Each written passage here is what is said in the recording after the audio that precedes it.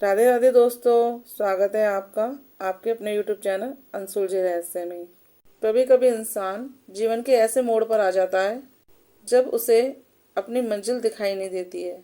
उसी मोड़ पर आ चुकी हैं ये चारों सहेलियां, जहां इन्हें रास्ता दिखाई ही नहीं दे रहा है कि स्वाति को कैसे बचाया जाएगा, लेकिन बस वो उसको बचाने का हर प्रयास कर रही हैं। कहानी शुरू करने से पहले एक रिक्वेस्ट, कहानी अच्छी लगे तो लाइक शेयर सब्सक्राइब जरूर कीजिएगा। बाबा से दूसरी दुनिया में जाने की शिक्षा लेने के बाद चारों लड़कियां अपने अपने घर लौट गईं। मम्मी पापा से मिली और अपने कमरे में जाकर सो गईं।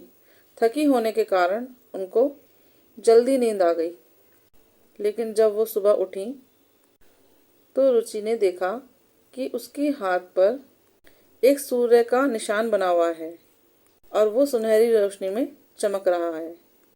उसको देखकर रुचि बहुत हैरान हुई।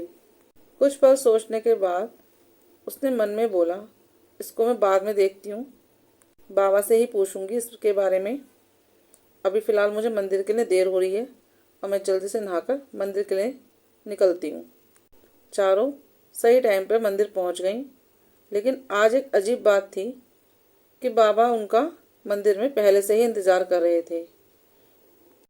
फिर कल की तरह वो आश्रम पहुंची और आश्रम पहुंचकर व्यायाम किया, दूध पिया और एक्सरसाइज करने के बाद छाछ पी और फिर वापस उस गुफा में जो पेड़ से होकर गुजरती है उसके लिए निकल गईं। लेकिन आज उनको डर नहीं लग रहा था उस गुफा की तरफ जाते हुए। लेकिन जब वो गुफा में पहुंची तो वहां का नज़ारा देखकर चारों के दिल में घबराहट होने लगी, क्योंकि गुफा में चारों तरफ पानी ही पानी था। घुटनों तक ठंडा ठंडा पानी भरा पड़ा था। महक ने कांपती हुई आवाज़ में कहा, बाबा, आज यहाँ पानी ही पानी है, हम अपना अनुष्ठान कैसे करेंगे? बाबा की आवाज़ गुफा में गूंज उठी, कोई भी रुकावट तुम्हारा हौसला कम नहीं कर सकती। अगर तुम ऐसे छोटी छोटी बात पे डरोगी तो स्वाति को कैसे बचा पाओगी? आज तुम्हें पानी में खड़े होकर ही मंत्र पढ़ने होंगे। चारों एक दूसरे को देखने लगी। फिर वो बिना कुछ बोले पानी में उतर गईं। बाबा ने जो मंत्र दिए थे उन मंत्रों को दोहराने लगीं। कुछ ही पलों में पूरी गुफा में मंत्रों की गूंज गूंजने लगी। धीरे धीरे चारों ध्यान में चली गईं और कुछ पलों बाद बाबा हवा में गायब हो चुके थे। उनकी आंख जब खुली जब बाबा ने उनको पुकारा, लेकिन जैसे चारों ने आंखें खोली और चारों तरफ देखा तो पानी की एक भी बूंद नहीं थी। उमा हैरान होते हुए बोली, पानी कहाँ चला गया? बाबा बोले, बिटिया, आज मैंने जो तुम्हें मंत्र दिए थे उसमें एक अग्नि मंत्र भी था। तुम्हारे शरीर से अग्नि का प्रवाह उस मंत्र को पढ़ने से होने लगा और उसी अग्नि से यहाँ का सारा पानी सुखा दिया।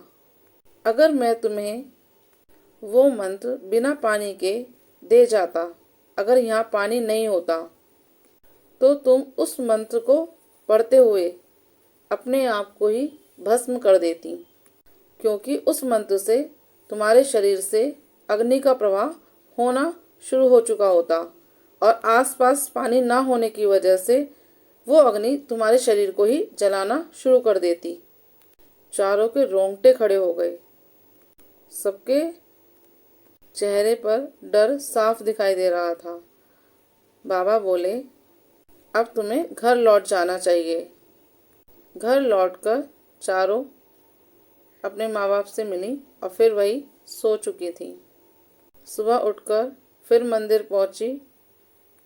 बाबा आश्रम में उनका इंतज़ार कर रहे थे। जैसे रोज क्रिया की जा रही थी वैसे उन लोगों ने क्रिया खत्म की और गुफा की तरफ बढ़ गईं। सबके मन में एक ही सवाल था कि आज गुफा में न जाने क्या देखने को मिलेगा। लेकिन जब वो गुफा में पहुंची तो गुफा में चारों तरफ आग लगी हुई थी। भयानक लपटें चारों तरफ फैली पड़ी थी।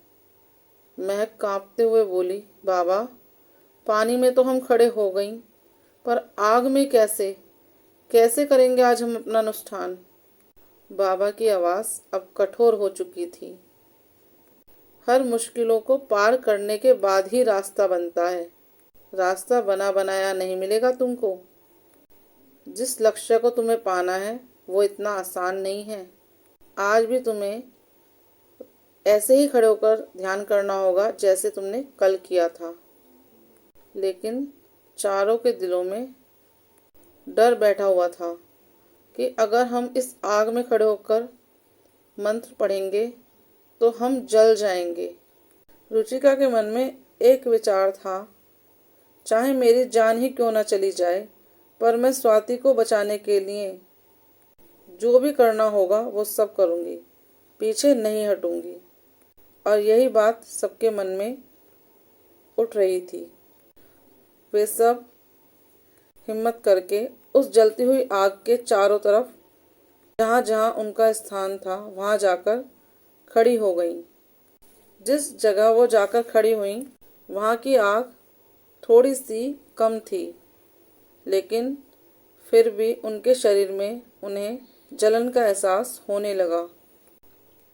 बाबा की आवाज़ गूंजी, हिम्मत रखो बेटी। बाबा की आवाज़ गूंजी, जो मंत्र सिखाए हैं उन मंत्रों को पढ़ो। चारों ने मंत्रों का उच्चारण शुरू कर दिया और धीरे धीरे धीरे धीरे वो ध्यान में चली गई और सारी आग जितनी भी चारों तरफ लगी थी धीरे धीरे कम होने लगी। इधर बाबा हवा में घुल गए। बाबा की आग, चारों तरफ लगी आग अब शांत हो चुकी थी और चारों तरफ हरियाली हरियाली थी। ठंडी ठंडी हवा बह रही थी। सबकी आंखें खुली तो सब हैरानी से आसपास देख रही थीं और सवालिया नजरों से बाबा की तरफ देखने लगीं। बाबा मुस्कुराए और बोले, हैरान मत हो बिटिया, मैंने आज जो तुम्हें मंत्र दिए थे वे सब सकारात्मक ऊर्जा से भरे हुए थे, इसलिए चारों तरफ की आग शांत हो गई और उसमें एक मंत्र जल मंत्र भी था, जिससे ये आग शांत हो गई और इसलिए प्रकृति ने यहाँ पर इतना मनमोहक रूप ले लिया। तभी महक को कुछ याद आता है। वो अपनी कलाई को दिखाते हुए बाबा को कहती है कि बाबा, मेरी कलाई पर ये 2-3 निशान कैसे बन गए हैं। बाबा मुस्कुराए और बोले, वक्त आने दो, सब कुछ तुम्हारे सामने अपने आप आ जाएगा। तो दोस्तों, कैसी लगी आपको ये स्टोरी? क्या ये चारों सहेलियां स्वाति को बचाने के लिए कामयाब हो पाएंगी? जो अनुष्ठान ये कर रही हैं, क्या वो दूसरी दुनिया में जाने के बाद इनके काम आएंगे? आखिर कौन है ये बाबा जो इनकी मदद कर रहे हैं? इन सभी सवालों के जवाब मिलेंगे आपको नेक्स्ट एपिसोड में। कहानी अच्छी लगे तो कमेंट करके ज़रूर बताएं। मिलते हैं नए एपिसोड में आगे की कहानी लेकर। राधे राधे, बाय।